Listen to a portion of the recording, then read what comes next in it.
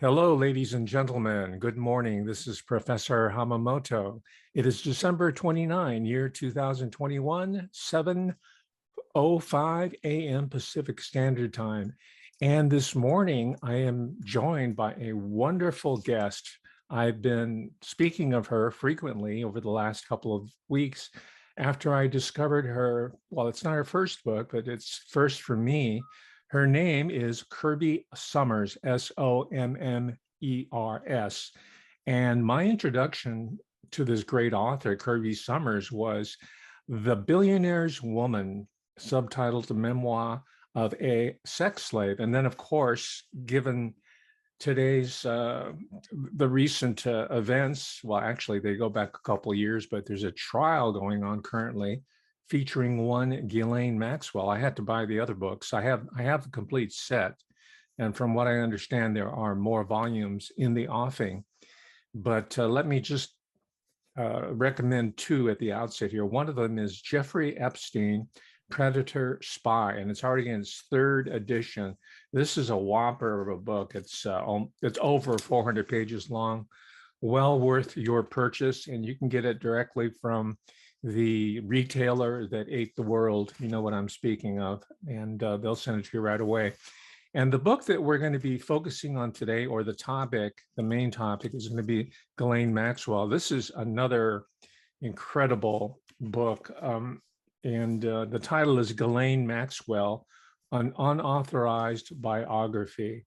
And this one tops out at over 300 pages, and it's currently being revised due to the incredible audience response and commentary to this really, really important case. It's not only sensational given the people that are involved, but as most of our quality audience knows, both Kirby's audience and my own audience know, this particular situation featuring Ghislaine Maxwell has repercussions that affect not only U.S. national politics, but international politics, global politics. And that's one of the strong features of Kirby's writing, is that she does contextualize these incredible personalities, beginning with her father, Robert. He ended up as Robert Maxwell. His wife is long suffering, and I put that in quotation marks because Kirby Sommers is going to disabuse us of some of the material that's been written about her. Betty Maxwell. But she puts these characters, and of course, Jeffrey Epstein, she puts these characters into what I really see as an important political context, a socio-political context. And after that long-winded introduction, Miss Sommers, I welcome you to the show. We're going to have an incredible conversation. Welcome. Well, I thank you so much, Professor Hamamoto. I am a super fan of yours ever since one of my followers chased me down on my YouTube channel and said, "Oh my God, you think like Daryl Hamamoto and you have to go follow him and he wants to talk to you and he's read your books." Ever since then, I've been glued to your channel. So thank you so much for having me on. It's an honor. Well, it's my pleasure, and your work needs to be featured, and that's why I put it out there. And let's drop the formalities. Kirby, why don't you just address me as Daryl, my given Thank name? you. All right. Listen, one of the questions that came to you from your uh, highly enlightened audience, I must say, and you do have a very active Twitter presence, and I've seen that you've built out your authorship enterprise into an incredible array of related social media. But one of the questions that came to you was, were Ghislaine Maxwell's grandparents spies? Is she a multi-generational spy, Ghislaine Maxwell? Drum roll. You're going to be the first person, and your audience is the first person to hear this answer. And the answer is yes.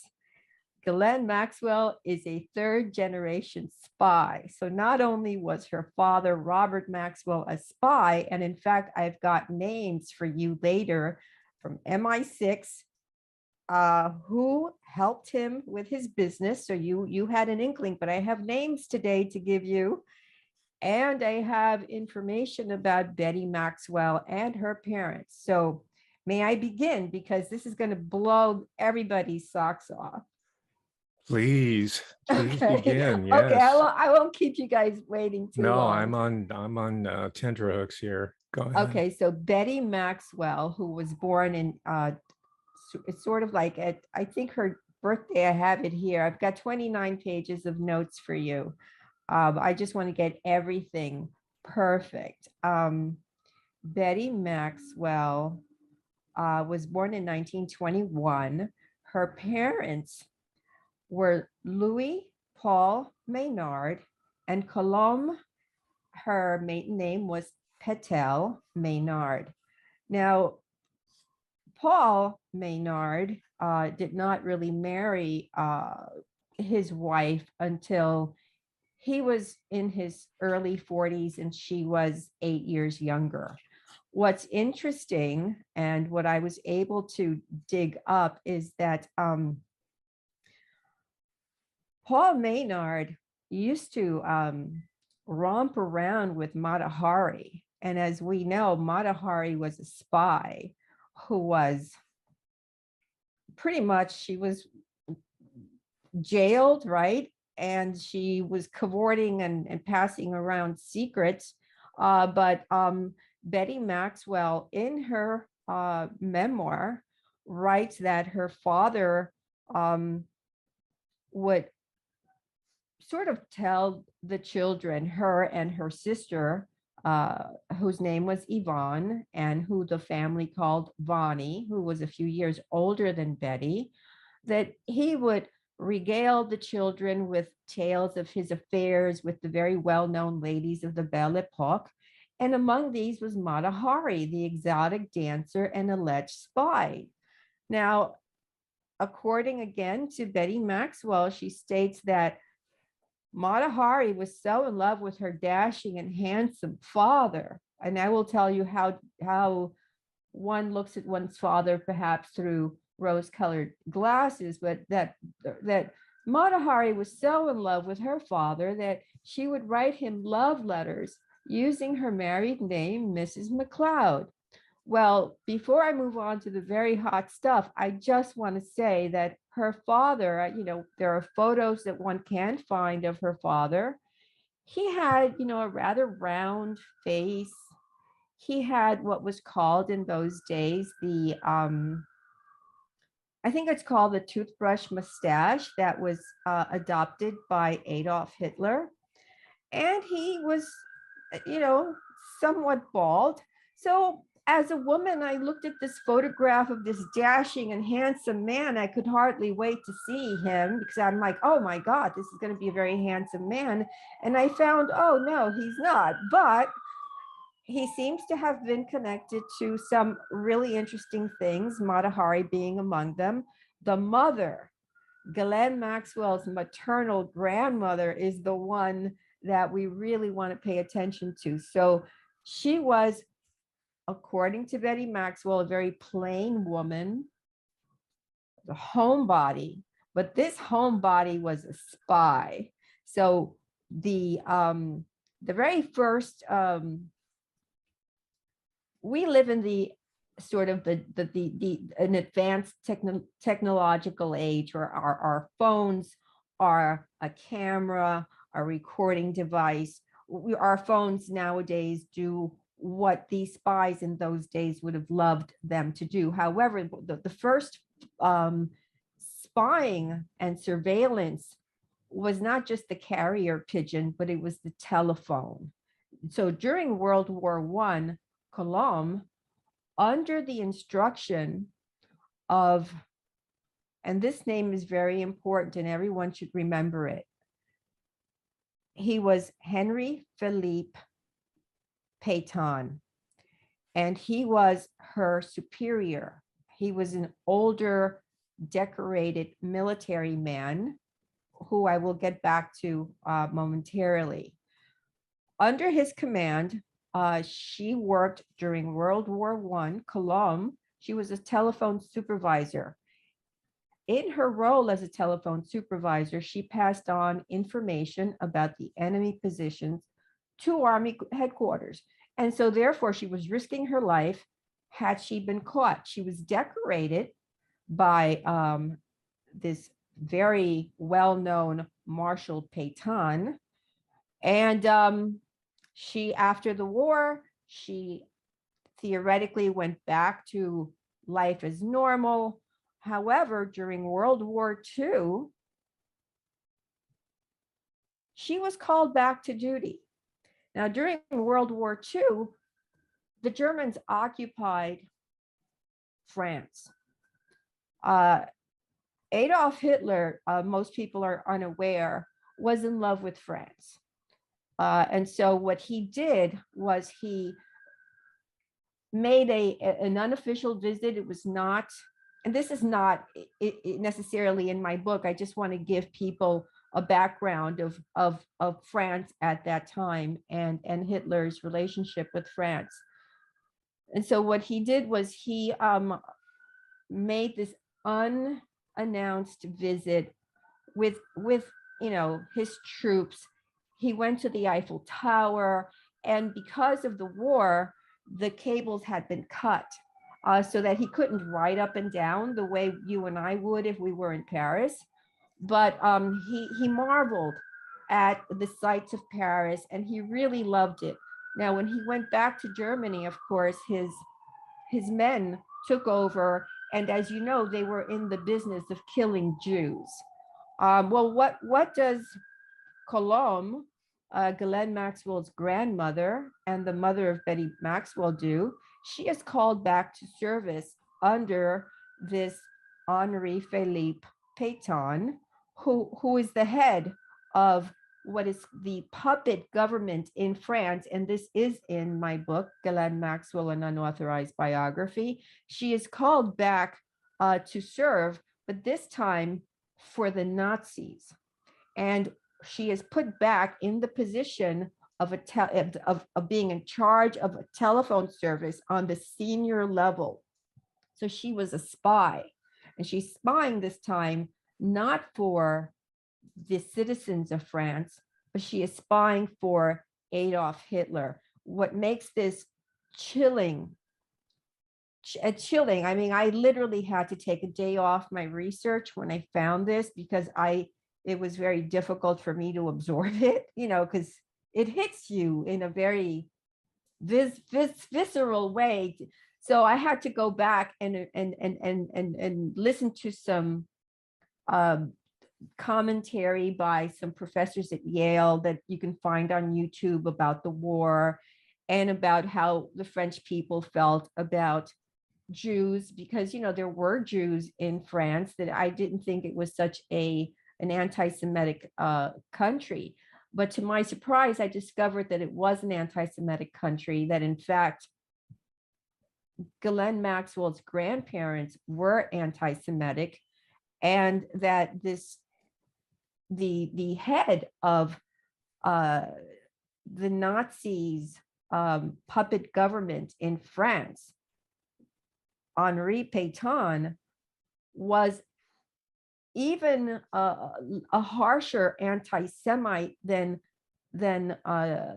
Hitler, and if that can be imagined. So while he was given the orders of how to, it's hard for me to say this because it's just an emotional thing, of how to torture people, he took that to the next level. So he tortured harder. He sent so many people to the gas chambers. After the war, he was found guilty of treason. Well, and he's supposed to be shot. Other people were shot, found guilty of treason. You have now killed all of these innocent people, okay? So they were being rounded up, and he was rounded up, and at that time he was 80 years old. Well, who appealed for his release? Queen Mary, connected to Prince Andrew, isn't that, huh? Edward VIII, the Duke of Windsor, who abdicated the throne to go marry the twice divorced American Wallis Simpson. And who else? President of the United States, Harry Truman. It was Harry Truman. I know that you know this, who was the person who sanctioned Operation Paperclip. Operation Paperclip was the covert intelligence program where, while the records state that it was 1,600 German scientists, engineers, and others that were moved out of Nazi Germany into the United States, some of them were given positions in NASA and in Ivy League universities. That number can be 3 times as high. So I'm going to just let you say something, because this is a lot to, I think, a lot to absorb in one fell swoop. How do you feel about what I just said? That's an incredible story. Most people, including myself, until not that long ago, thought that Vichy France, that is France under the German occupation, was that there was a Nazi on every corner with a Mauser pointing at their head. But no, as you correctly characterized, Paris was an oasis. I mean, you had world-class philosophers like Jean-Paul Sartre, who was able to go to the Café Danton or Café Fleur, or wherever he did his writing, and he was able to write these incredible pieces of drama, theater, and philosophy, all under the Third Reich. So for those who were collaborators, such as Colomb, as it appears to be, life was not that difficult. If you were a Jew or one of the proscribed people, that's a different story. And I know you're going to get into it later, but the daughter of Colomb was able to even enroll in the Sorbonne in the midst of the war. So, but my main takeaway point at this time is that seems to be you're leading to this notion that there's a direct historical line that connects the days of Colomb. She's the matriarch of the family, and I think it's really the women in this story that are the forces behind the scene, the hand that rocks the cradle, proverbially, right? But there's a direct line that connects that time frame, that particular point in history, to what's going on in 2021, 2022. Is that correct? Well, look, Robert Maxwell was indeed a spy. I'm going to just take a step back, because I did listen to one of your podcasts, and you astutely were wondering about Robert Maxwell's connection to Springer. So I did the research for you. And in 1946, Robert Maxwell, who had already begun during the war, because of the fact that he had been promoted and was fierce. He had, he was young. He joined the service at the age of 16. He was on the battlefield from you're 16, and he's on the battlefield for a long time. He became known as, I believe it was almost like, it was considered a derogatory term. I think it was called Murderer Maxwell, something. He was just, and he was using a lot of aliases and all of that, but he was known to shoot on the spot. In fact, had he not died in 1991, he was going to be arrested for having killed the mayor of a town in cold blood during the war. So while he was considered a war hero, right before he died, whether he was pushed or fell off the Lady Ghislaine yacht on November 5th of 1991, the authorities were building a case against him as a war criminal. So, however, because of the fact that he, during that time, was considered, he had risen in rank, he started to do business with some of the local businessmen who could not get their work out of Germany. And one of these was Ferdinand Springer. And so initially, what he was doing was just sort of lending a hand and charging money, right? To sort of, okay, you need to get paper to come into the country. I can get paper for you. You need to get your material out of the country. I can do this for you. But very quickly, he decides that I'm not going to do this for money. I want to be your partner. So in 1946, he begins a working partnership with this German publisher who happened to be Jewish, and he survived the war. But instead of calling it Springer Maxwell, he calls it Maxwell Springer. Okay, so he put his name first. This is a family that, by the way, they had been in publishing for a very long time. Like almost 100 years by this point. That was their family business. But no, Maxwell went in there and called it Maxwell Springer.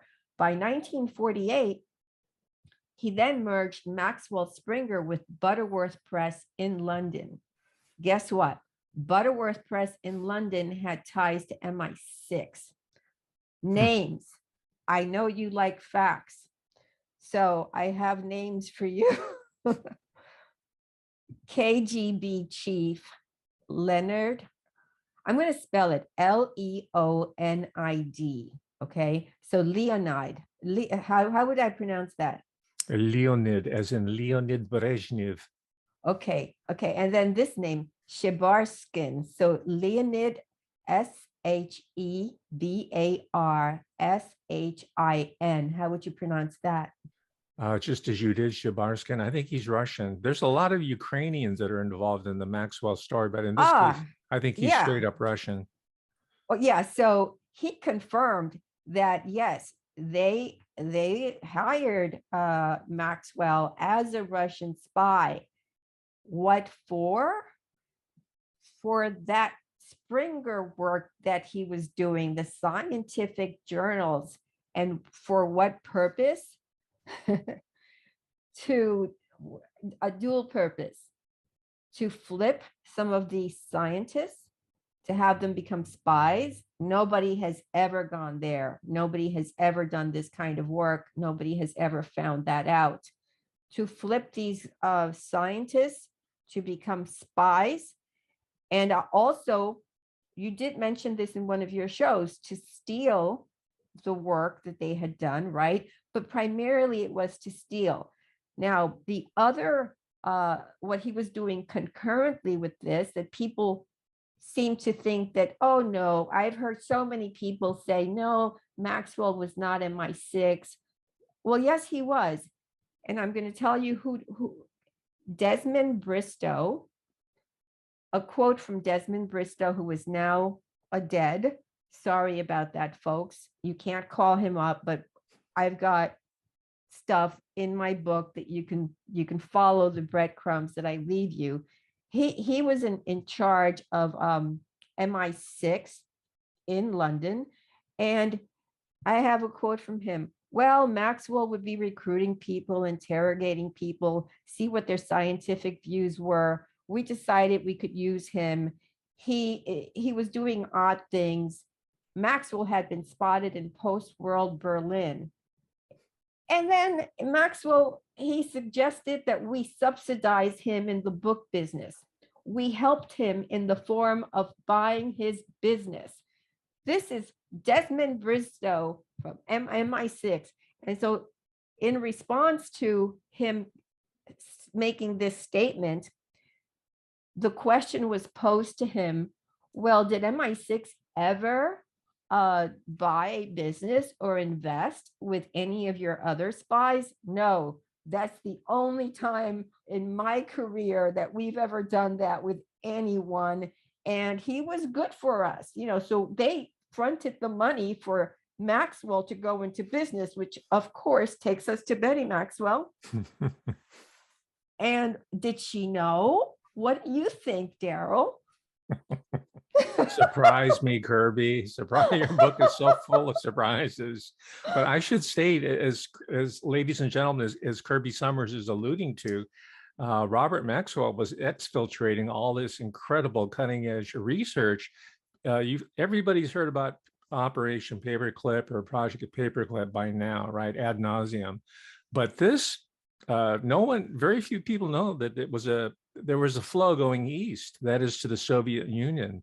And that's what Robert Maxwell was doing. It's not, it was Operation Pierogi or something, but it's not Paperclip, but something tantamount to Paperclip was going on. intellectual labor, right? Scientists, and as well as the research that was being brokered and housed by this eminent Berlin, I think was their headquarters, this eminent family publishing concern called the Springer Verlag, which, by the way, is still in existence. Please Well, what continue. what what they do today, just as an added bonus, is I did a little research into what they did today for you because I so admire your work, and they're into artificial intelligence in a big way, which is what we can now loop Jeffrey Epstein and Ghislaine Maxwell into. We can loop Bill Gates into that. So, but I'm going to go back to Robert Maxwell and Betty Maxwell. So while Betty Maxwell writes this memoir, which I literally had to read 2 times because I read it first trying to believe her. Then I had to sit down and read it. And it's a big book and it's not well written. It's a little on the boring side. It's very dry and it's very I don't like books where people are too self-involved, but she came across as the lady doth protest too much. And so I had to go back and say, well, she has always been described by the people who worked for Robert Maxwell, by his editors, and by those in their social circle as the long-suffering, loyal, and innocent wife of the ruthless crook Maxwell. Now, I don't know if the audience knows that her 2 sons, Kevin and Ian, were arrested after Robert Maxwell fell or was pushed off his yacht in 1991 for the crimes committed by the father. And oddly enough, they were arrested, and they pled they had no money, so that the court had to give them court-appointed attorneys. Well, for 3 years, this lawsuit, sorry, it's not a lawsuit, it's an investigation. And at the end of it, they're allowed to go home. Oh, well, gee, that sounds like Robert Maxwell going into Sandia Laboratories in 1984, selling them a compromised version of Promise, stealing the nuclear secrets of the United States. 2 scientists are very alarmed. They contact the FBI. They open an investigation, and before you know it, an investigation is closed. Robert Maxwell is never bothered, even though there's a long-standing concern from the 1950s by J. Edgar Hoover that, of course, he's a spy, but if nothing happens to him. But Betty Maxwell, in her book, she sounded almost like she had no money. It went on and on, sort of as my children, had it not been for my children, I could not have survived. Robert was not a spy. And that caught my attention because one of the first people to pre-order my book on Ghislaine Maxwell, an Unauthorized Biography, was Isabel Maxwell. Now, Isabel Maxwell purchased Robert Maxwell, Israel's Super Spy, written by one of your friends who is no longer with us, Gordon Thomas, and his writing partner, Martin Dillon. What she did was, she was living in San Francisco at the time. She gets onto an air. So the book is not published yet, Robert Maxwell, Israel's Super Spy. It's theoretically just with the publisher. Isabel manages to get a copy of it. She hops on a plane from San Francisco. She goes to Israel, where she sits down with the prime minister and the head of the Mossad, and they're trying to figure out how to get this book not to be published. Well, they didn't succeed in not having it published, but what they did succeed in was Alan Dershowitz was called in, because Alan Dershowitz has always been an asset of the Mossad. And if you need more proof, read my books. But I've been saying this for at least 20 years. They called Alan Dershowitz in, and neither your friend, who is now deceased, he was such a gifted and wonderful writer, Gordon Thomas, or Martin Dillon, who is one of my social media friends, knew at the time that Alan Dershowitz had anything to do with their lives, or knew anything about Jeffrey Epstein or Ghislaine Maxwell at the time. So that Alan Dershowitz is given by mainstream media, obviously, as much space as he needs to write a scathing review of the book, their book, so that nobody bought it in the United States. So essentially, in the United States, they made that book disappear. They're doing the same with mine by leaving bad reviews, but everybody can see through their shenanigans at this point. So Betty Maxwell pretends to sort of not know what's going on with her husband. How does she not know this? Those beginning businesses that I discussed with that happened during the war, guess whose name was on those documents? It wasn't just Robert Maxwell that became the partner to all of these little businesses that he created, to what is it, Springer, right? Yeah, Ferdinand. He added his wife's name to almost every document. And there were some companies that he would just, by the end of I forget how many years, I think it was either 1 or 2 years, he had 100 employees and had already gone through sort of the same thing that Meshulam Riklis did. You buy a company, right? Or you absorb it, you get rid of the assets. And there were no laws on the books in those days. So that Betty Maxwell and he were going through company after company, taking the assets and shutting it down, bankrupt. So how does Betty Maxwell not know that her husband has been working for both MI6 and the KGB? She would have to have earplugs, have her eyes covered, and not be in the same house with a man that she had 9 children with. That would be impossible. So in 1988, for example, she is now being known as a woman who was very much into the Holocaust, which I initially thought was very admirable. Wow, I mean, that's pretty cool. Yeah, she does this, she recreated the family that he lost in the war. I did not know that her parents were anti-Semites at the time. But if you look at what Maxwell was doing in 1988, and I have this note here, so bear with me for 1 minute.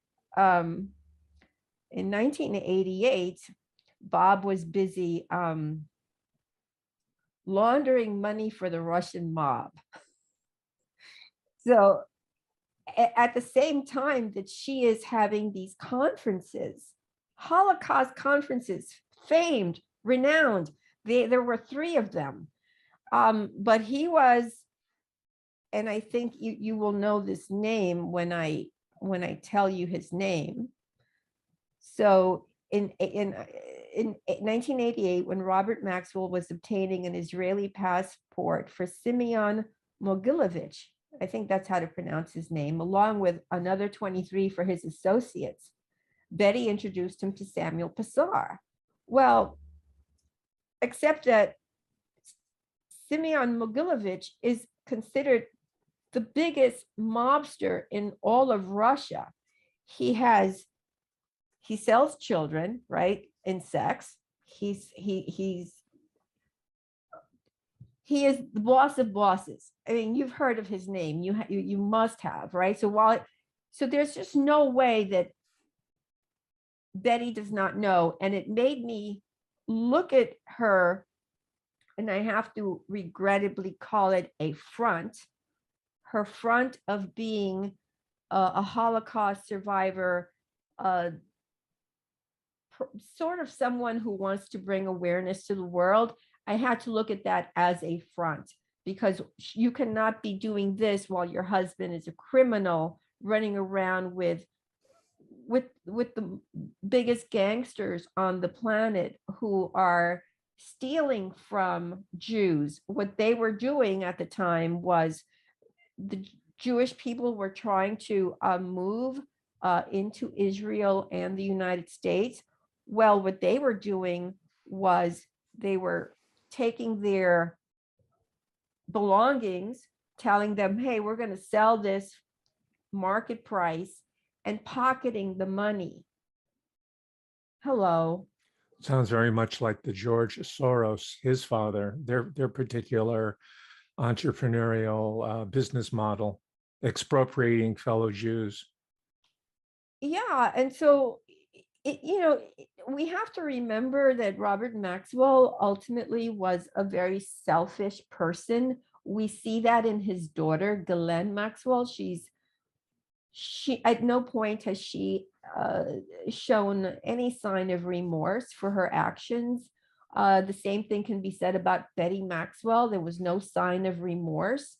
She simply basically she was going to get a divorce from him before he died, and then she ended up, sort of becoming this grieving widow. Well, you go from you're going to get a divorce, but suddenly you're the grieving. There's just seems to be a lot of hypocrisy that didn't jive with the way normal people would behave.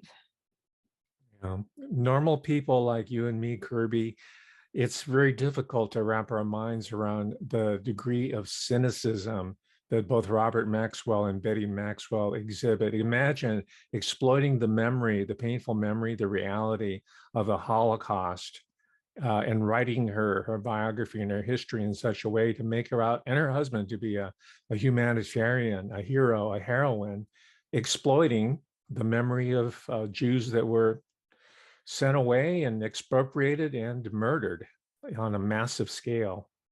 But a family like that, individuals, characters who come from that bloodline, from that family tree, they're capable of anything, so far as I'm concerned, including the complete rewriting of the human genetic code, including being intimately involved with developing the most sophisticated biological weapons to be deployed against not just Jews this time, but the entire population of planet Earth.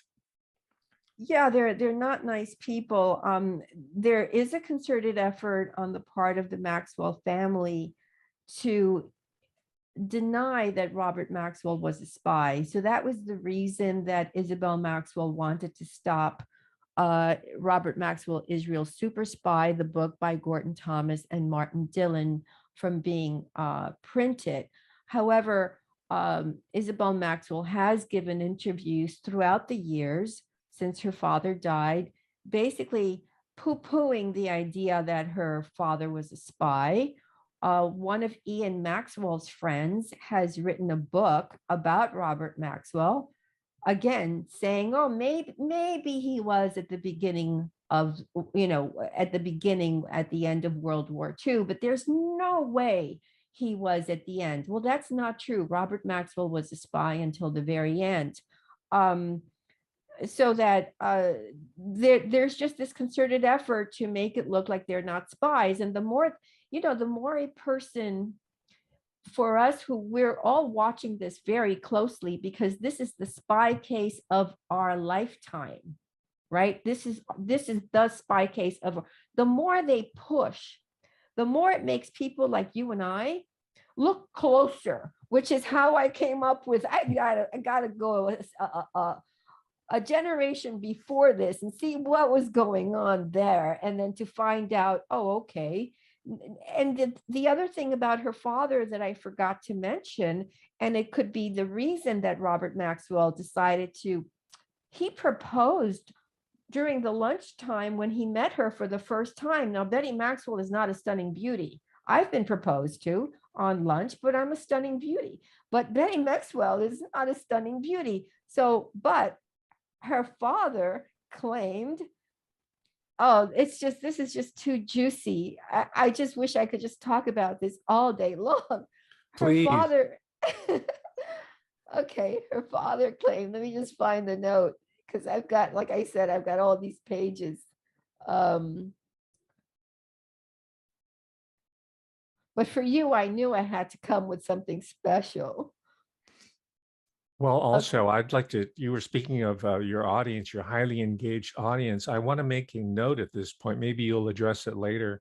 But you were telling me that your second largest customer base is not in an English speaking country, although the educated people do speak English, and that is Japan. And I was astounded by that. Well, it's happened. It's not a consistent thing. It's happened twice where most of the people who, and because I could look I could look at the demographics in from various places. I can see them on my website, for example, but in particular I can see who's buying the books on Amazon, because Amazon will give me a breakdown of countries. And so the first time that it happened was several months ago, and I began to I made a tweet about it, and suddenly everybody, and I had to remember, and I was like, oh, Japan, Joey Ito, right? MIT. So I went and I tweeted about it. And of course, I had the person who worked underneath Joey Ito reach out to me to tell me that he was only following instructions, and that, he was not to blame. And I made an adjustment to my book at the time, because he had given me the statement. I wanted to at least put it on the record that this came from him, so that Joey Ito, as you know, was accepting money from Jeffrey Epstein and also from Bill Gates under mysterious um, uh, orders, just don't say where the money comes from. But then last month, and I think I sent you an email, I said, hey, Japan is second again. And so you and I are both kind of like digging into it. And I told you, let me just keep working on it, because the way I work is I dig deep, I go beneath the layers of the layers. And so, yeah, there's something else happening. But what ended up happening with Joey Ito was he was being considered. Now, Japan is a very proud country. They have an emperor. They've been around forever. So I was just stunned that Joey Ito was being given a specific special made position, as for the internet. And I thought, wait, so once I started tweeting, they took that away from him. He didn't get it. The And offer was withdrawn. it was withdrawn. Yes. Hello, thank you for me, because I did that. Ito, thank me.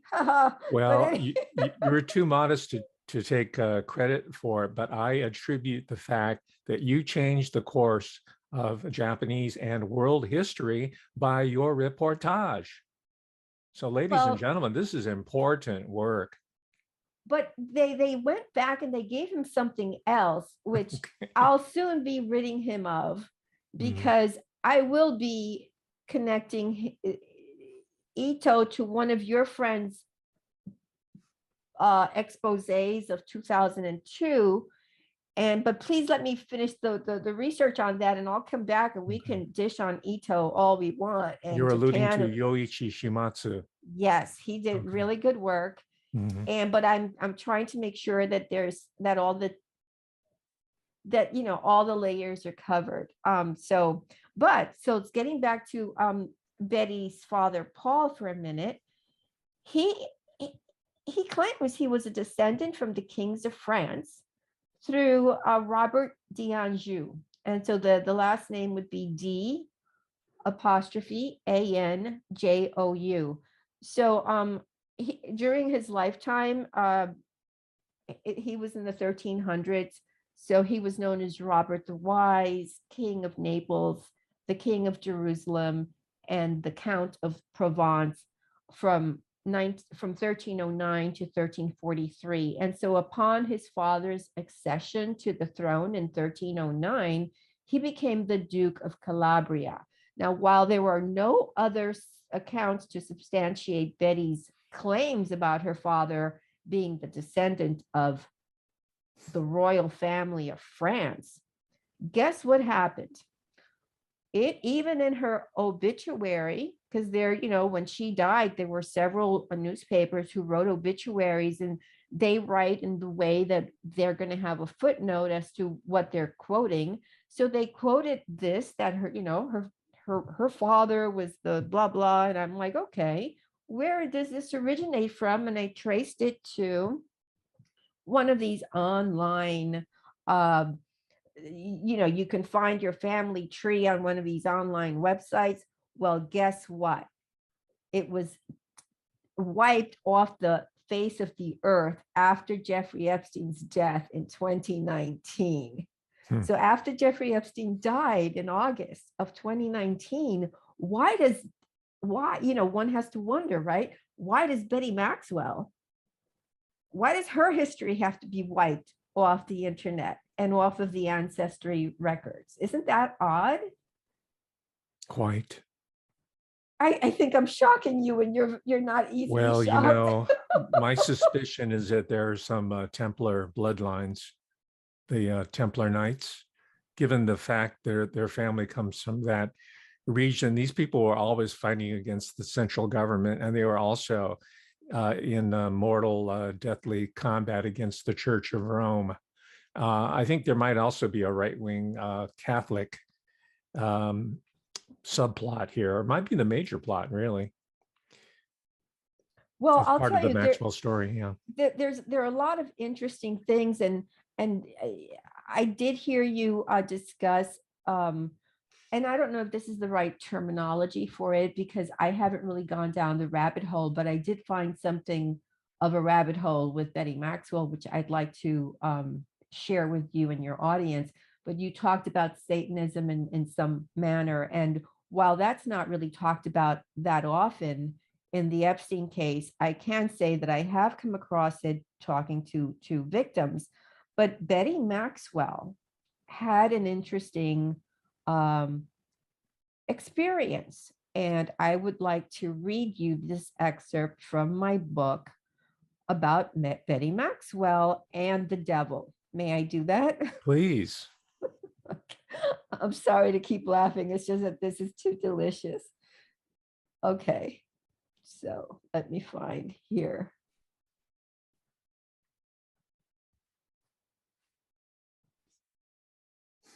So she has, this is before she marries Robert Maxwell. This is during the time that, I think, just before she begins her studies at the Sorbonne.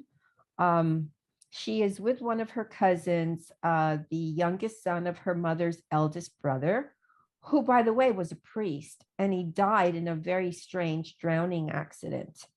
So they would often go to the National Gallery to view the early Flemish paintings, and he would take the time to explain the details to her.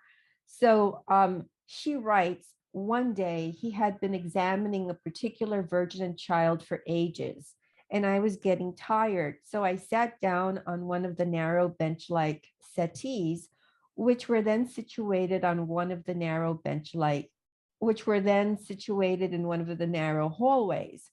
As soon as I sat down, an extremely unpleasant man, dressed all in black, rather weird looking and disquieting, came to sit beside me. I remember feeling so uncomfortable and so cold all of a sudden that I got up and walked the few paces which separated me from my cousin, who was still lost in contemplation of the picture. I'm joining you because I'm frightened of the man sitting next to me, I said. But when we both turned to look at him, there was no sign of him. I just could not believe my eyes. We had a good view of the entire length of the gallery in both directions, and there was nobody who fitted my description. I felt so ill at ease and embarrassed as I tried to explain that there really had been someone there. I was sure that Fernand would think I was mistaken and make fun of me. On the contrary, with complete composure, he said, "Don't worry, it's the devil. He's always pestering me. Take no notice." Betty Maxwell was never able to erase that memory of what happened that day. And she claims that from that moment on, she experienced similar encounters. That was Wow. startling. Yeah. Yeah. Yeah, I think Betty Maxwell had the second sight. She's underplaying it, but she did have the gift of second sight. And I attribute this to the family connection to Paris, where it was the hotbed, especially of the Belle Epoque, the late 19th century, occultism, especially Rosicrucian. And you mentioned that Isabel was in San Francisco for a time. Well, guess where the US headquarters of the Rosicrucian Society is located? Right in the heart of Mossad Valley. We call it Silicon Valley. The Wow. Yeah, the headquarters of the Rosicrucians is in San Jose, California. I've been there. Really? That's where they are? That's That's right. such a cute town. Yes, and that's Silicon Valley. Yeah. So I mean, all of this smells of just espionage. The case itself has been handled in a very bizarre way. Um, Ghislaine Maxwell was arrested on July the 2nd of 2020. She never requested a plea deal, nor did the prosecution offer her a plea deal. However, they put in motion after motion after motion after motion to this judge, Allison Nathan, who, by the way, was just promoted by President Joe Biden to the Second Circuit, which is one level beneath the Supreme Court. And in the middle of this trial, she takes a 3-day holiday without telling anybody where she's going. So the whole trial is stopped. She goes to Washington, D.C. to make sure she still has this promotion, which, in my opinion, I look at it as a pre-thank you for handling this Ghislaine Maxwell trial in a certain way. She goes back to the trial, and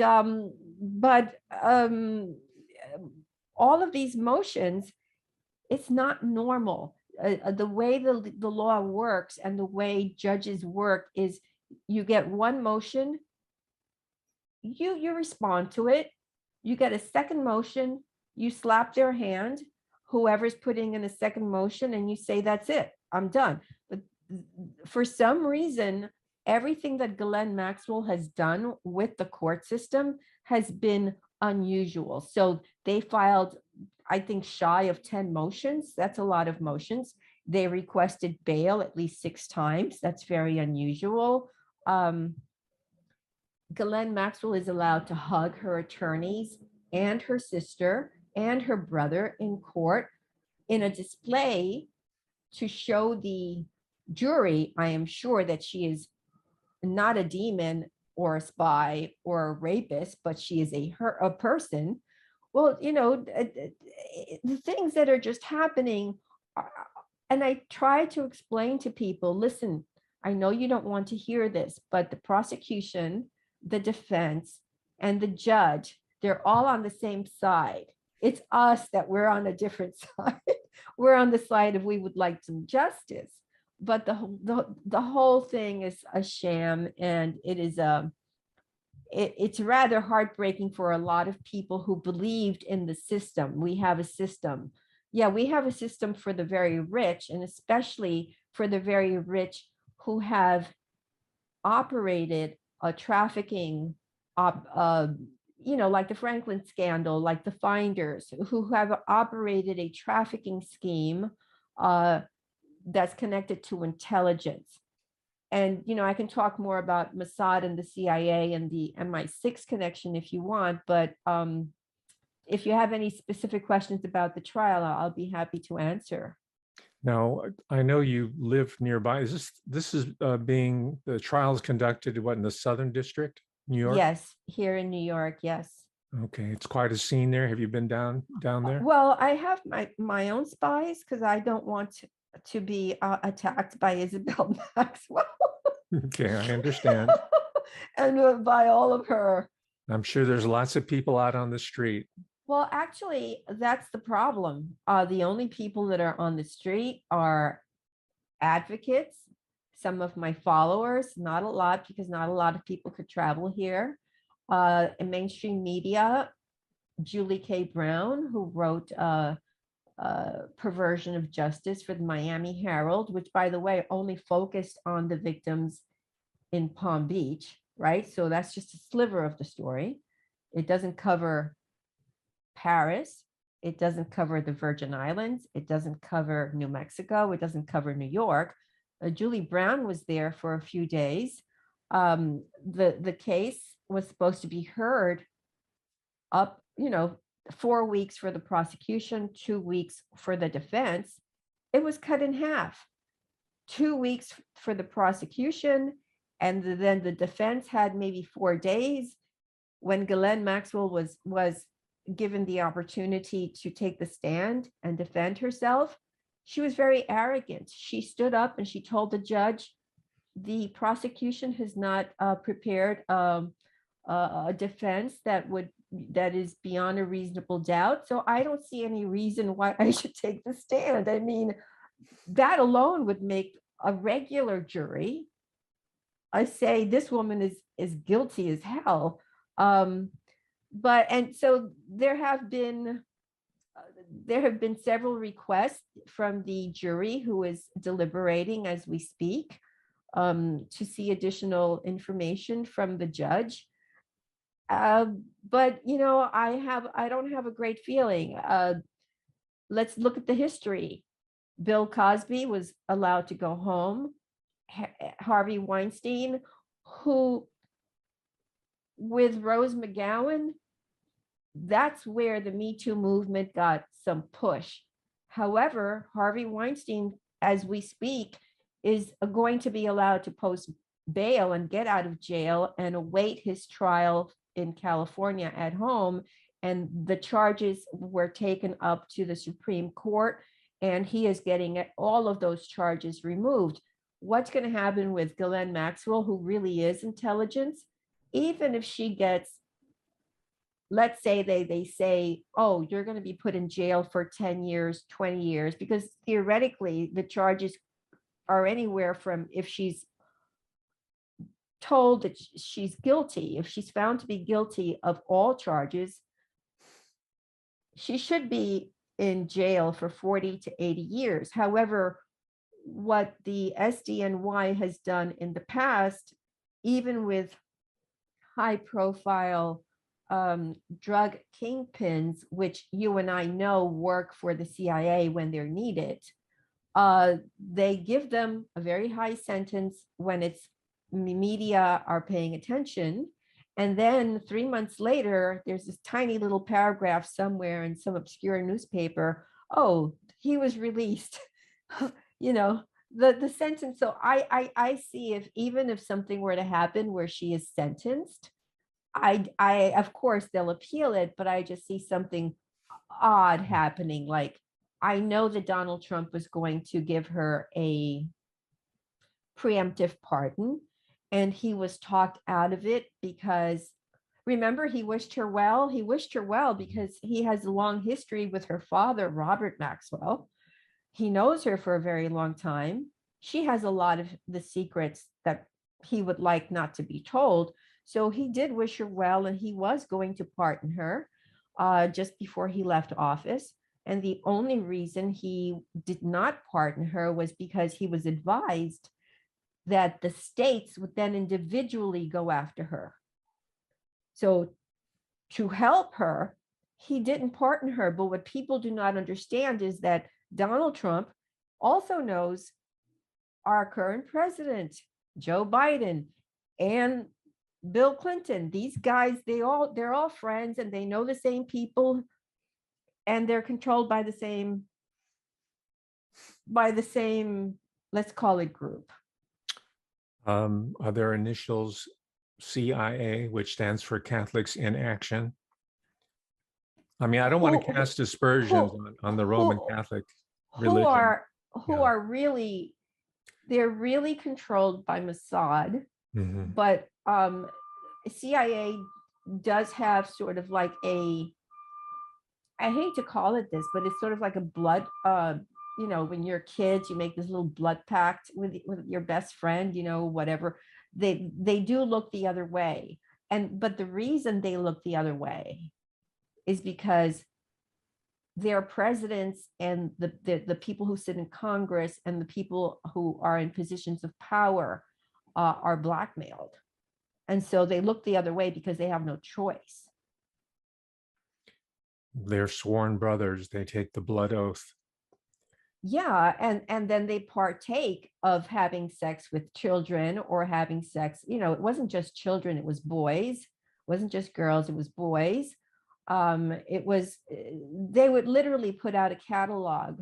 So for example, when Prince Andrew met with Virginia Giuffre, at the time she was known as Virginia Roberts, Ghislaine Maxwell had indeed sent him photographs of her in not so many, I can't really get into what Virginia and I have possibly discussed, but and that's how it's done, you know, like the Victoria's Secret catalog, you can get yourself a mistress or a wife or a sex slave from the Victoria's Secret catalog.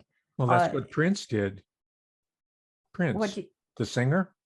Oh, what did he do? Well, one of the women, Sylvia Massey is her name. She's on YouTube. She talks about how Prince, while he was having some downtime recording some of his masterpieces, would whip out the Victoria's catalogs and make his selection. So she tells this story. She thought it was really bizarre. Well, so that just amplifies what you're yeah, expressing. it's more common than most people know. I mean, this ring interconnects with other rings. So we have then the situation of Jean-Luc Brunel in Paris, who was a funnel of young models to Jeffrey Epstein. But then we have somebody like Karen Mulder, who was a high fashion model in the 1990s, who on television, on French television, and this is in my book, in 2001, told a startled audience and an even more startled host that she was a sex slave, that she was part of a trafficking ring, that they turned her into a prostitute, that they turned her into a drug addict, that she was given to Prince Albert of Monaco, and they shut the production down. And then they put her into an insane asylum for 5 months under heavy drugs. So that this has been ongoing for decades, and it interconnects, and it's all part of the same thing, and it's protected, and that's why Jeffrey Epstein was able to do this for 30 years, and the only reason that he's gone was so that we could forget about it. The trial is a mock trial so that when it's done, we can all go home and resume our normal lives. And so that they can continue this, which began long time before Jeffrey Epstein, and continues outside the borders that we've been made aware of. It's a three-dimensional Netflix. It gives us a fake catharsis.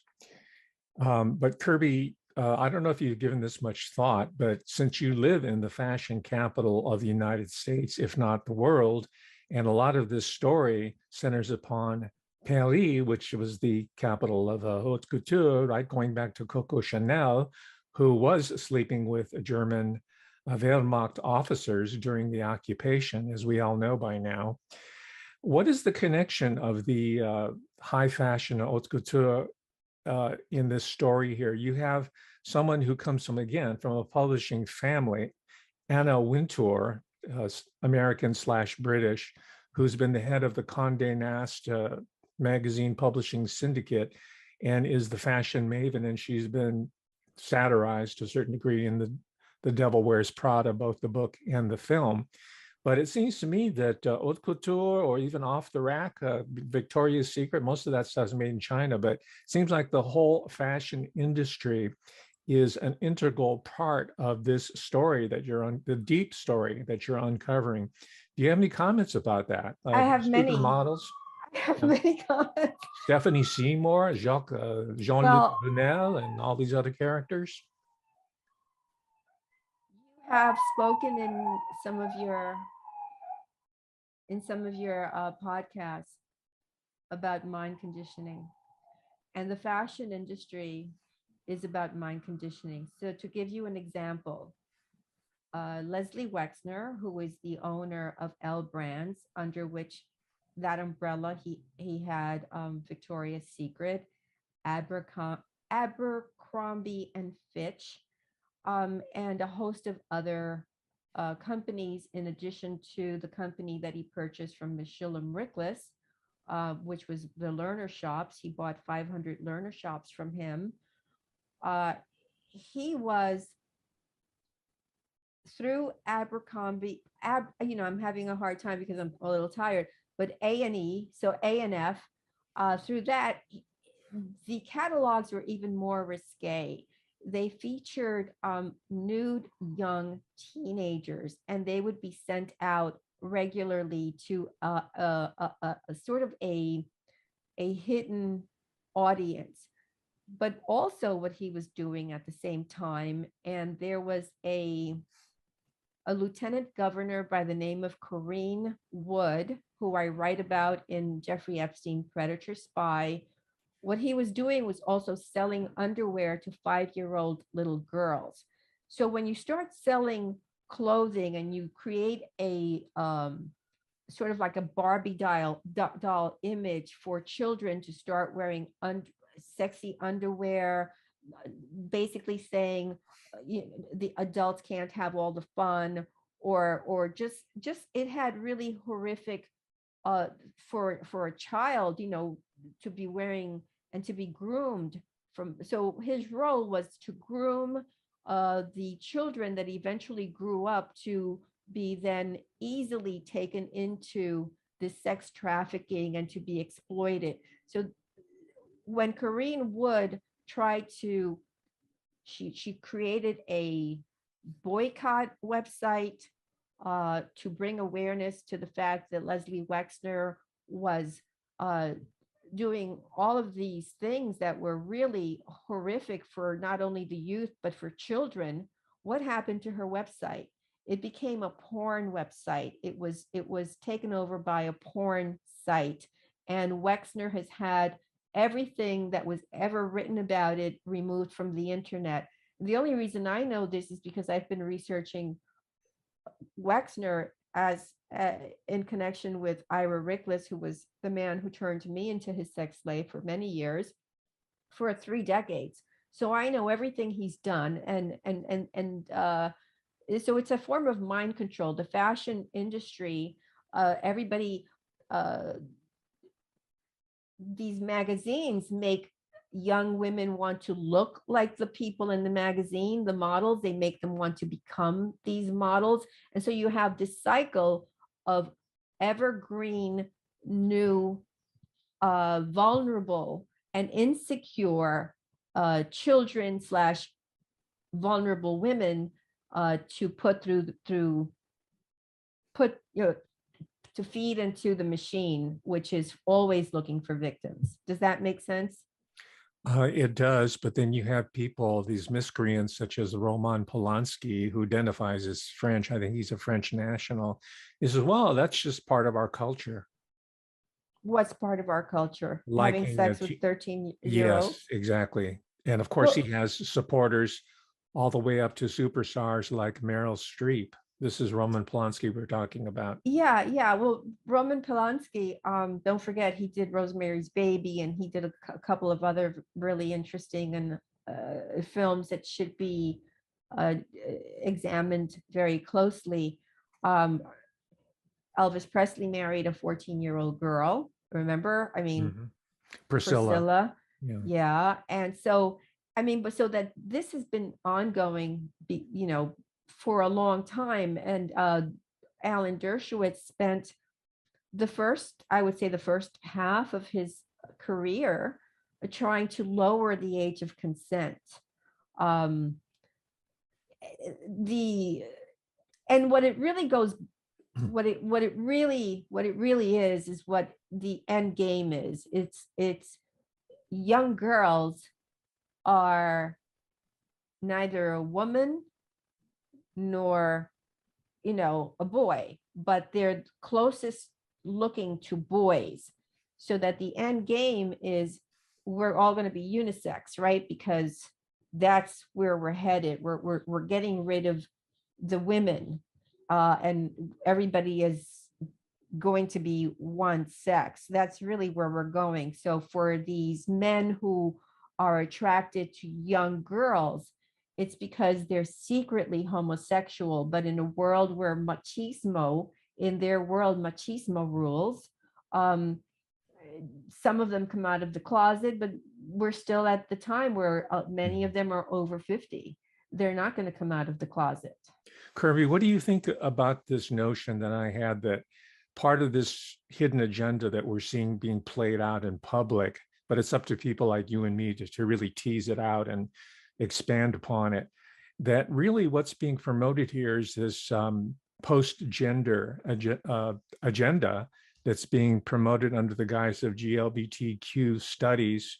Usually it's run out of women and gender studies, but now you have performance studies in all the major universities that are taking us into this post-human AI-run society. And for that to happen, you have to debase women in particular, since as we already know from the story of Colomb, is it? And also Betty Maxwell, it runs through the maternal line. That's where the strength is. It's the hand that rocks the cradle. But you're attacking gender difference.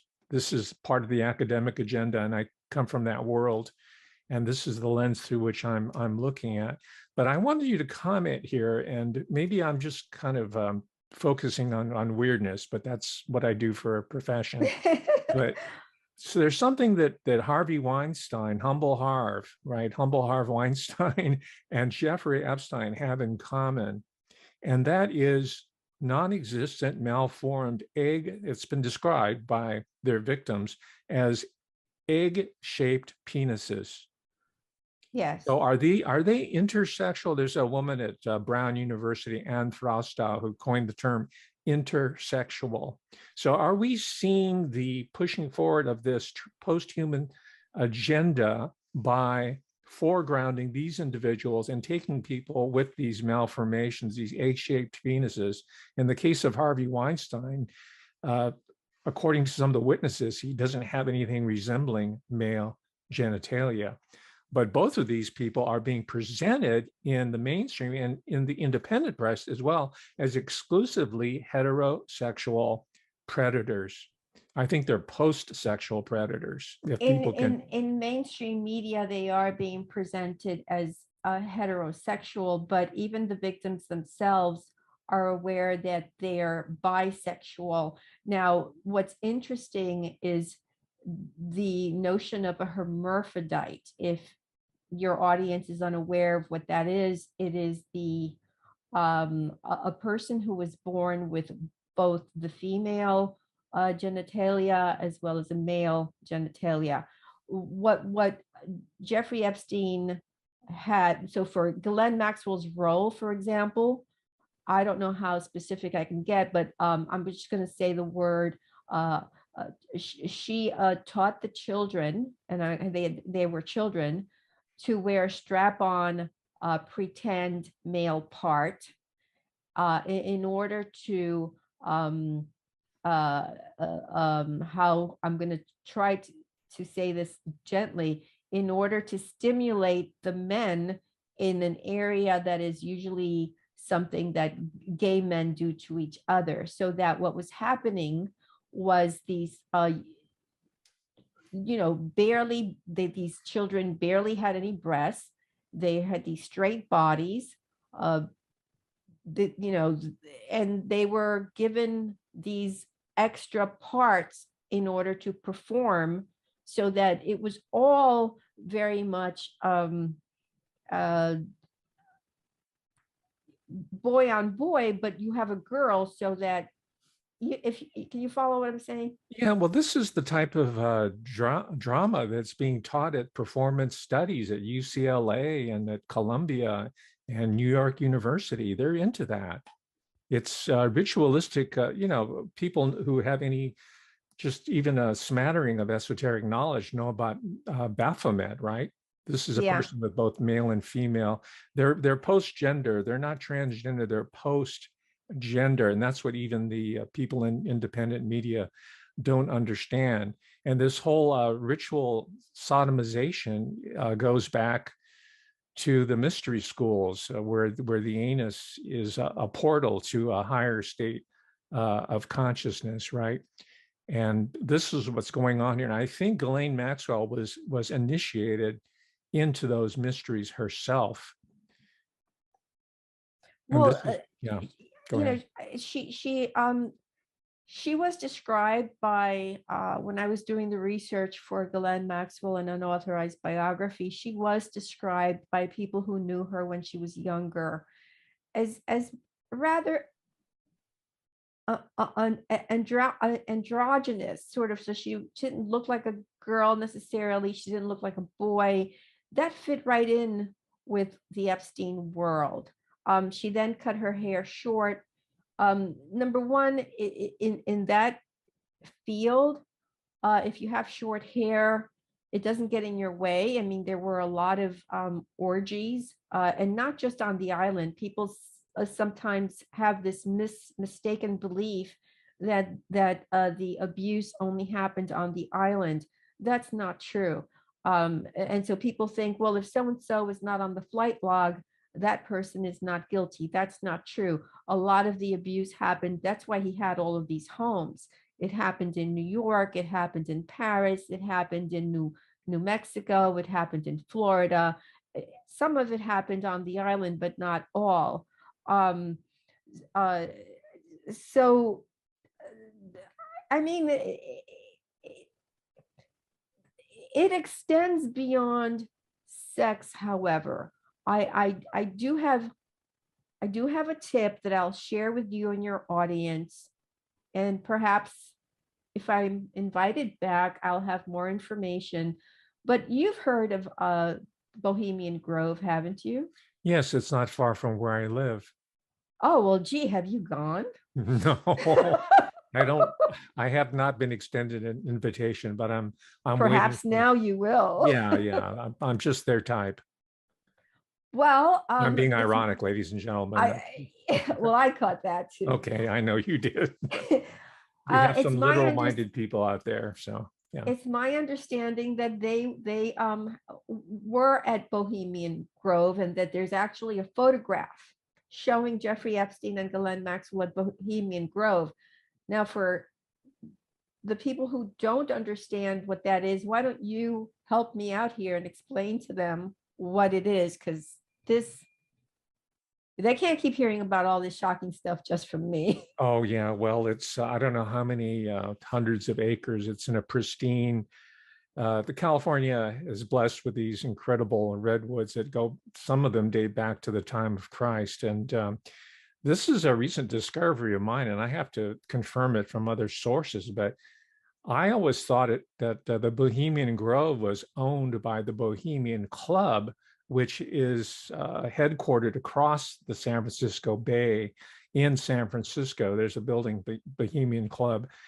But you know who actually owns it? This is one source. Again, I have to confirm it. It's the Fluor Corporation, one of the largest, and of course they're linked with intelligence, one of the largest privately, I think they're privately held, or maybe I'm thinking of Bechtel, but it's one of these major globalist companies that runs the Bohemian Grove.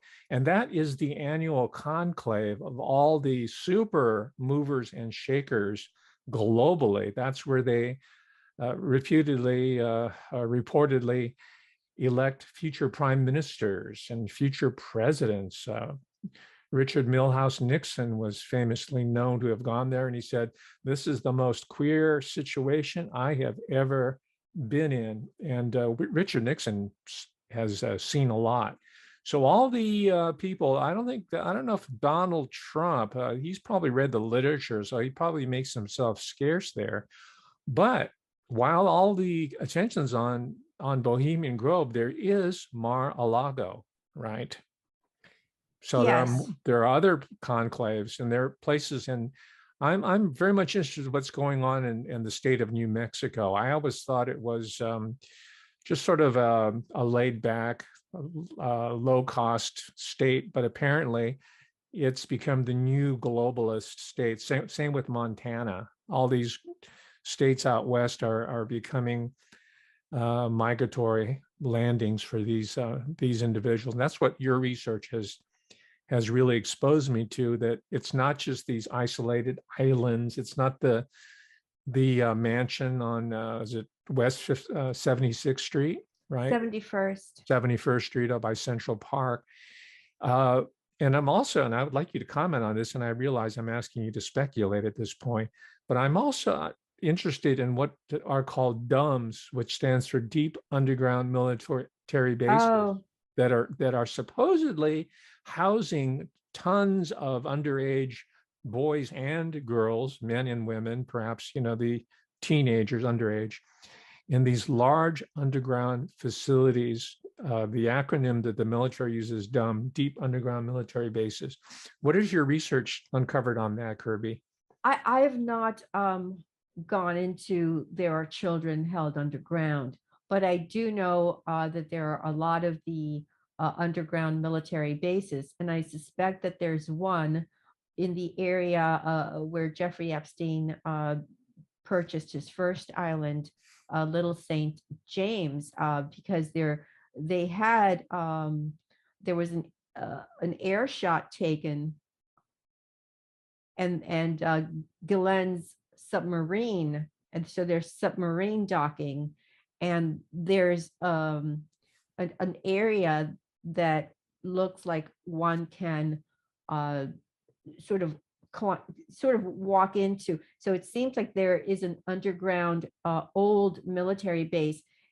And of note, and no one again has made any comment about this, and sometimes I'm left scratching my head wondering if it's only me that thinks about these things, and now of course you, because you joined my sort of, oh my God, he thinks just like me, he's going to be my new best friend. Okay, but what did Jeffrey Epstein's father do? This is a quiz for you, and then I'm going to tell you what he did if you don't know the answer.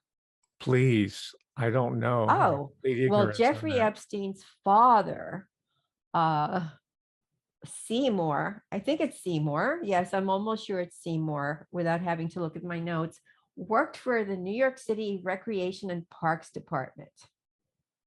Now, what is that? That is a government-run government, not state, federally run, that would include areas that have these subterranean military bases, such as there is what is it, Montauk? There's a subterranean base down there. So there's some subterranean bases in New York where Jeffrey Epstein's father worked. His mother, what was his mother? She was a school teacher. So there are these connections. And of course, we know about Bill Barr's father, Donald, and all of that connection. But there seems to be areas that have been unexplored in terms of how did Jeffrey Epstein become a spy? And that's where Jeffrey Epstein Predator Spy book comes in. But I think it's interesting that his father worked for the Parks Department and nobody has looked into that. I think that is definitely connected to intelligence. Oh, absolutely. Now, do you think the Untermeyer Park up in Yonkers was under the administrative purview of Jeffrey Seymour Epstein, Mr. Seymour Epstein? I don't know that. I don't know that. No. Because that's where the Son of Sam activity was centered in the 70s. That's true. And they tend to take place in these public spaces, these ritual practices, and the graffiti, the Staten Island, you're a native New Yorker, so you know about the Staten Island connection, right? Placid, supposedly, until there were murders taking place at these abandoned mental facilities, hospitals, and parks and whatnot. But Right. yeah, that makes sense that Jeffrey Epstein's father would be involved at that level. Because, they were not wealthy. They only had the two children. He was born in 1953. no one's looking into his brother, who, by the way, is into real estate, but real estate that came from Leslie Wexner. The apartment building at 301 East 66th Street is not only where Prime Minister Ehud Barak would stay on the 10th floor, and he would have sort of take over the lobby with his guards and utilize the 10th floor. And he was said by Virginia Giuffre, who has identified some of the men that she was told to have sex with, by Jeffrey Epstein and Ghislaine Maxwell. She has identified both Leslie Wexner and Ehud Barak as being among those two men.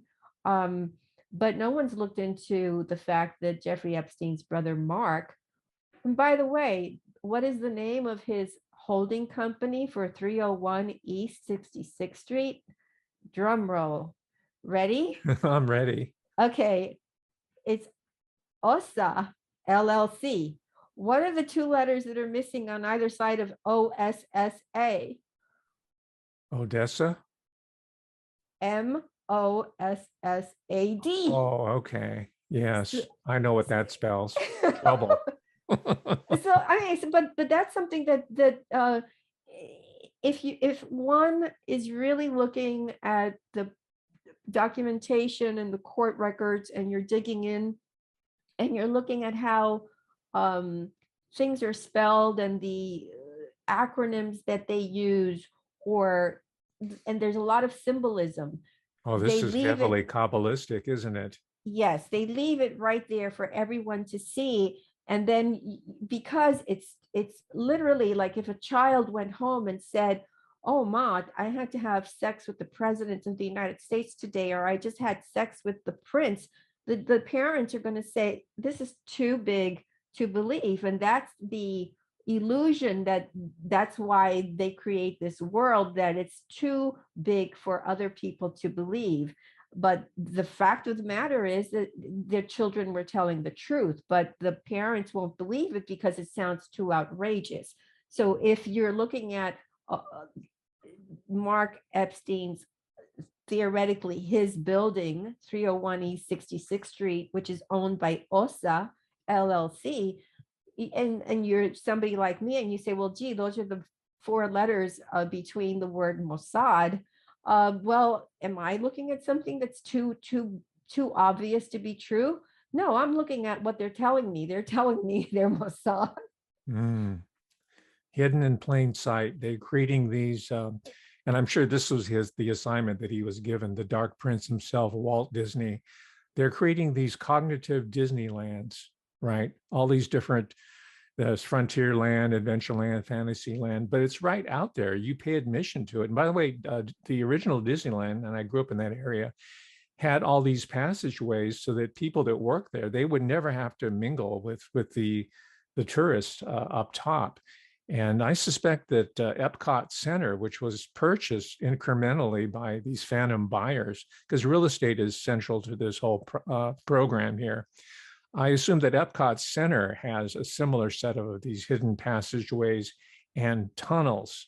So, ladies and gentlemen, we don't have to go with Jeffrey Epstein and his set, Leslie Wexner, and the perverted, kinky multimillionaires. We can just go to these amusement parks that are really, I think, the model for the esoteric. These are the exoteric expressions of this esoteric tunneling and passageways. It comes right out of southern France, where the Maxwell, what were they called? The Morays, the family, that bloodline. It comes right out of that Gothic tradition. They were Huguenots. Yeah. But the passageways, Jeffrey Epstein's, the building, let's say at 90 71st Street, that wasn't the only building that Leslie Wexner purchased. He purchased the building next to him, number 11. He purchased 9, he purchased number 11, 911, right? But who's living at 11? In fact, it was, his name escapes me, but he was the lucky guy who had to take his child to school on 9/11 and survived. And suddenly, somehow, he is Jeffrey Epstein's neighbor and the person to whom he sold the building to. The name will come to me at some point. I just don't have that. I didn't think we were going to talk about that. But to talk about passageways, there is in New York City, there is a basement, and then there is a cellar area. And that's a very old building. And I'm in real estate, so I know the terrain. So there are, most of these older buildings are connected. So I'm sure there's a connection from Jeffrey Epstein's mansion, which, by the way, was given to him by Leslie Wexner for $1, completely furnished with real Picassos, and just with the surveillance equipment already in there in place. I'm sure there's an underground connection to the next building. Now, wouldn't you think it'd be shocking to know that right behind Jeffrey Epstein's property, so on 72nd Street, who owns that building? The Archdiocese. It's just like the whole thing is just, can it get any weirder? And then Leon Black is 1 block away. Leslie Wexner has a subterranean area in his Ohio mansion that he built. He created this almost Stepford wife existence by driving out the farmers and creating these front companies. And he would have people go and start offering these farmers who had lived on the land for centuries money and scaring them off. And finally it was discovered, oh, it's Leslie Wexner. And he built himself a town called New Albany,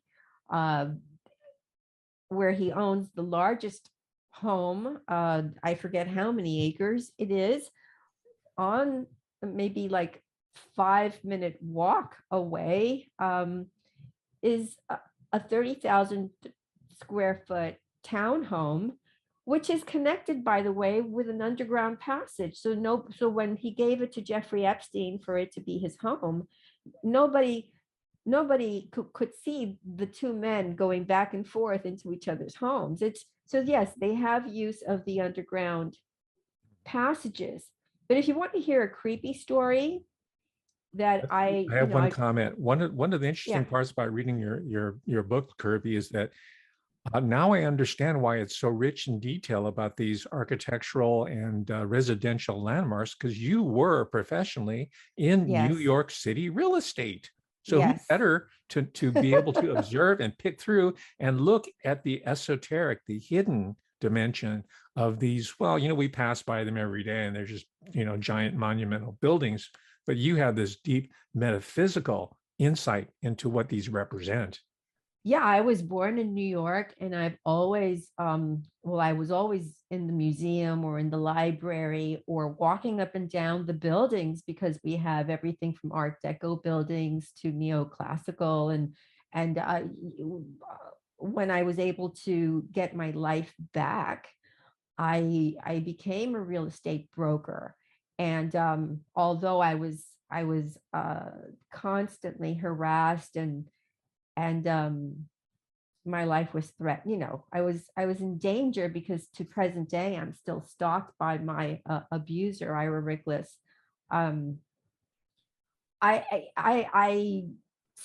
So I couldn't stay in the profession in the traditional way, but I was in it long enough to have access to a lot of the buildings that caught my attention, and was able to see, oh, okay, this was the norm for the period. So, for example, using the subterranean tunnels to get from one building to the other without people knowing.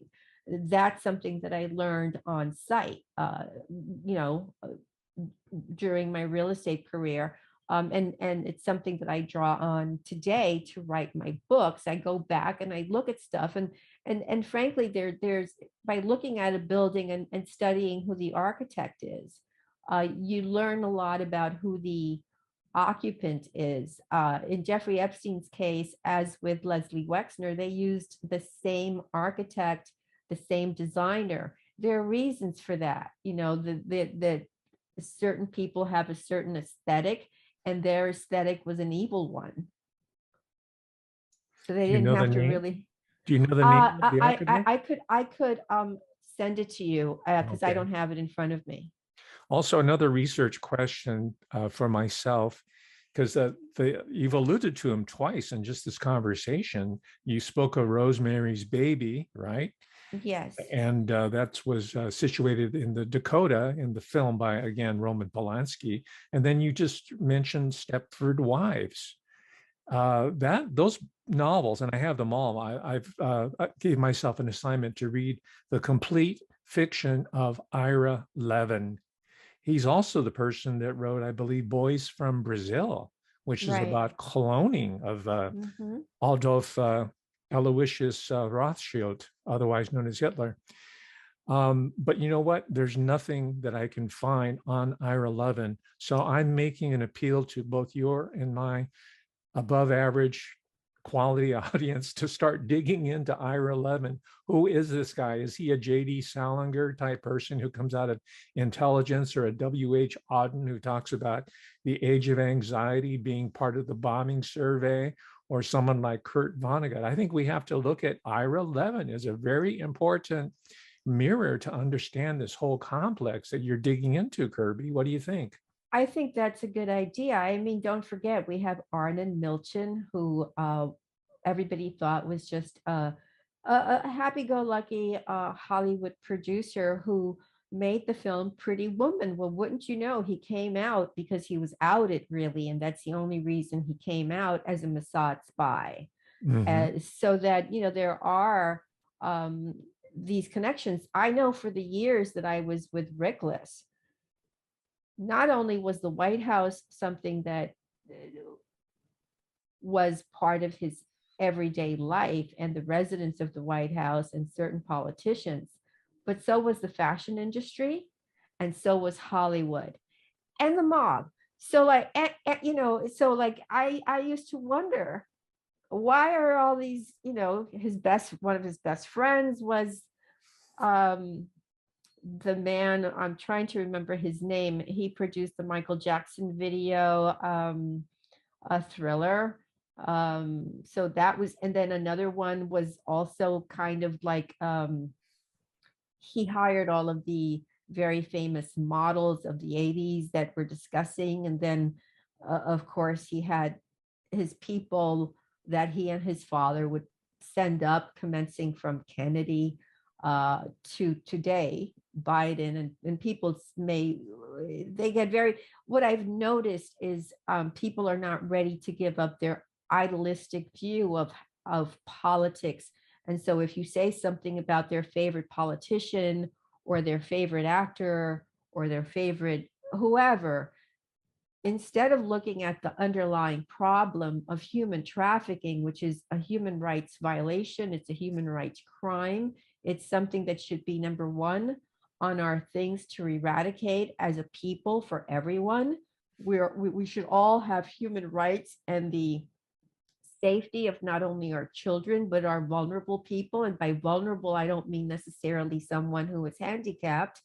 I mean naive, young people who are lured by false promises by people like Jeffrey Epstein. So instead of having that at the forefront, people have their idols like Donald Trump, or now like the new president, Joe Biden, or in the past they had an idol like Nixon, all these false idols. And really, what people have to understand is that the funnel to becoming powerful and to becoming the president or the leader of any country is a very narrow one.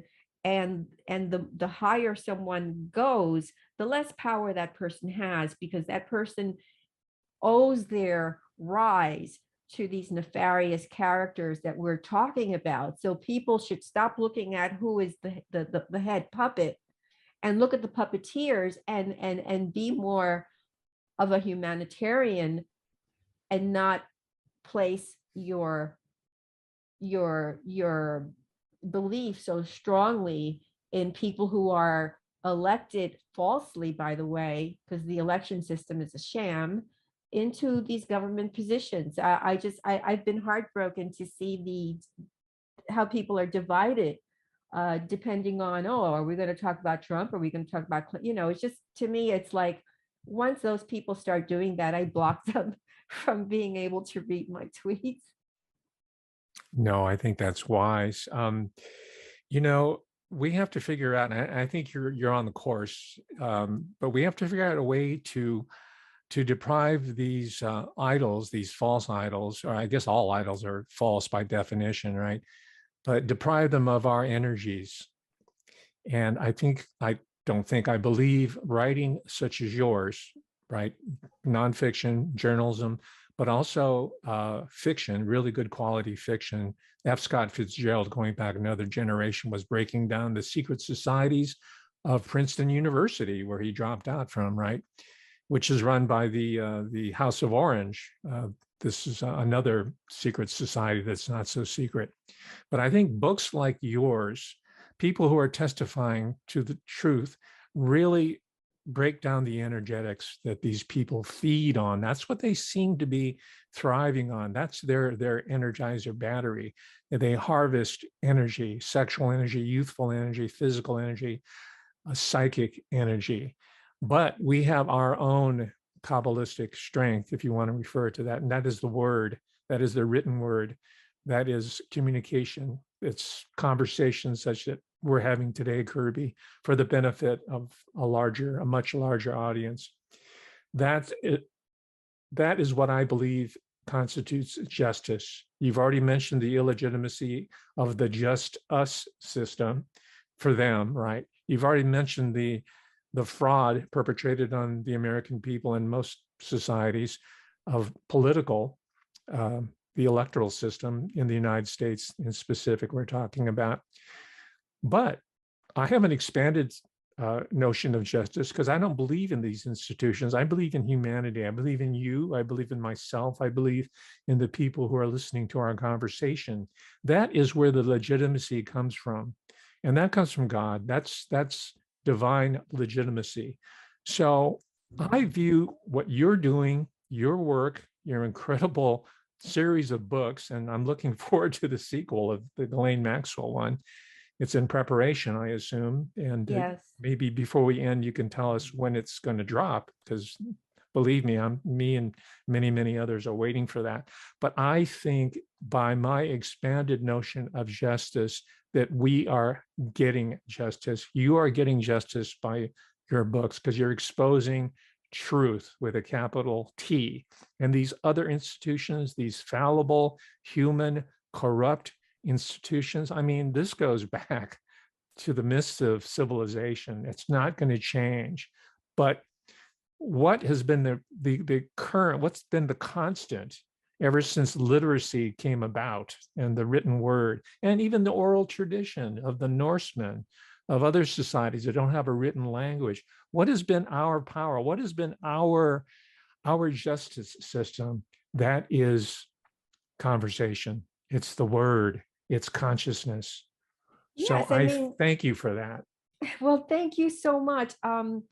It's been only really word of mouth that has gotten my books sold, and I've sold so many. In order to finish Ghislaine Maxwell Blackmail, which is the sequel of Ghislaine Maxwell, an unauthorized biography, because I just want to make it clear that when I sat down to write the book on Ghislaine Maxwell, I thought that I could cover her whole life in one volume.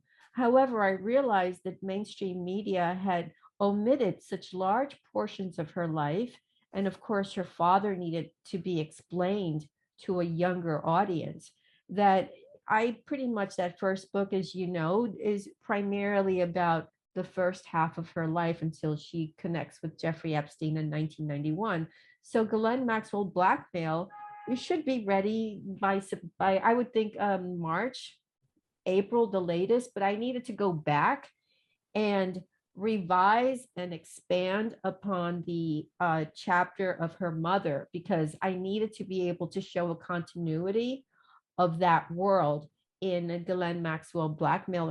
And but it has been, like you say, it's word of mouth, it's conversation that we have amongst ourselves.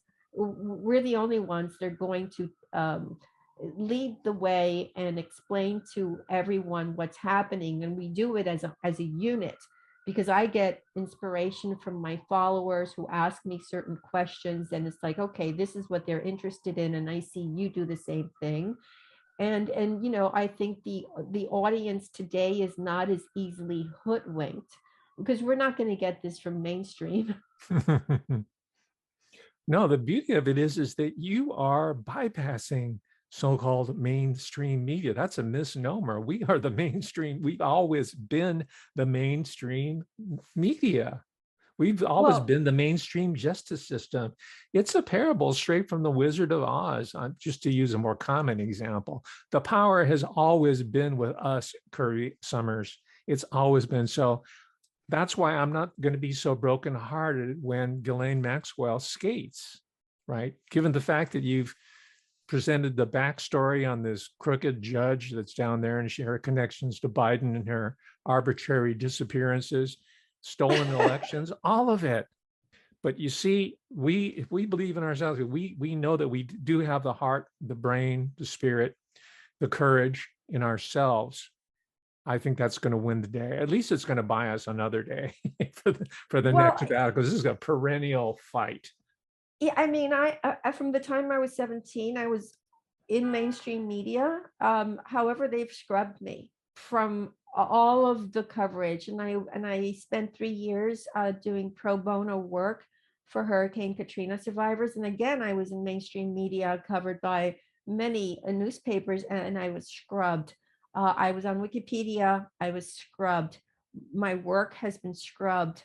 Uh, I've had publishers one after the other. I was offered $9 million many years ago for my memoir, so that I've had, and up until recently, I've had publishers who want to come after me for these books. But after knowing what they do and how they change, I decided, you know what? No, thank you. I have made it this far. I'm going to just go ahead and put them up on Amazon, and they're doing great. I was immediately for the summer, I was for both Jeffrey Epstein, Predator Spy, and Ghislaine Maxwell, an Unauthorized Biography. I was a bestseller for the new releases. Obviously, the people who don't want the truth to be told are so busy putting one-star reviews to lower my ranking, but it doesn't lower the sales, because people want, they know Kirby's telling the truth. We can follow her work on Twitter, and we see that she logically connects this to this to this to this. So they're not buying the attempted smear, let's say. And I'm not taking the money from mainstream. I don't want it anymore. Well, that's great. I mean, it tickles me pink when I see and I get to talk to people who are getting over on the bad guys. And I'm hearing stories like this I've alluded to the great Manny Grossman, who's north of you up there, who's doing this follow-up work on the Son of Sam killings, which I think is kind of related to this milieu that you are writing about as well. And our numbers are growing. And I come from the academic world, and my agenda is to expose the connection between academia and the world that you have described in such great depth. After all, who was shoveling all this money to Joichi Ito, who was a male prostitute in Kabukicho in Tokyo? It was Right. none other than Jeffrey Epstein. Same with Charles Lieber down in Harvard, over and over again. So as we're wrapping up here, you just know that you have a comrade in arms here, and I'm going to be shining a light on the rat hole known as the Contemporary Public and Private University. And my project there, and it's copyrighted, ladies and gentlemen, it's going to be known as collegiate gothic. You like it? Bravo, yes. Yes, a true crime series. Are you listening, Netflix? Don't sell out. No, I'm not. I'm I going to think use the Kirby Sommers patented model of public communications. yeah, and you know, publish your own book. Even if you have to create an LLC for it, I might have to do that. You know, I know that Sean Atwood has created his own LLC to bypass the publishers so that we can get the truth out to the people. I think people are wise. Well, I listen, I want to thank you sincerely from the bottom of my heart for when I saw you talking about my books on your show and saying, well, the cover and the title are sensational, but this book is really good. And you know, you guys should read it. I was like, oh my God, that's music to my ears because you know, who wants to believe that there's actually a woman walking around who was a sex slave to a billionaire and who actually is a forensic um investigator. A few people I was not supposed to survive, but I did. So, and I thank you for finding me and for having me on your show. It's been an honor.